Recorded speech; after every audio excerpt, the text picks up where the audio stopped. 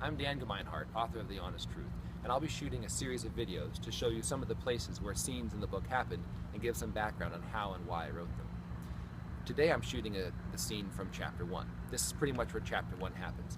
A few blocks back behind me are residential neighborhoods where Mark could have lived when he began his walk down to the train station.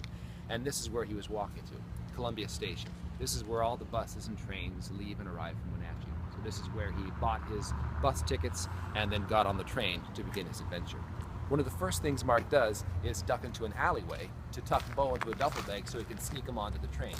And this is the alley I always pictured when I wrote that scene, because it's right across the street from the train and bus station, and it's out of the way.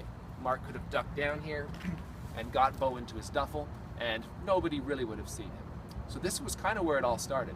This was a big moment for Mark. He was making a really tough decision, probably the toughest decision in his life, to leave his family behind, to leave his friends behind, to leave his home behind, and set off on a really dangerous journey.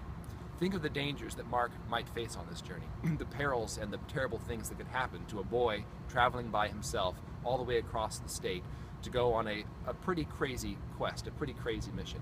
It would be a big decision, especially when you feel sick and you're all by yourself. It would be really tough. And that all happens right here.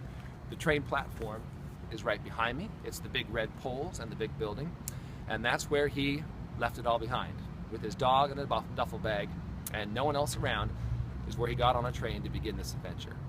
What are some of the toughest decisions that you've made in your life, and what made them so tough? If you were here like Mark, could you have made that decision to get on the train and leave everything behind? Because right here, this is where his adventure all really starts.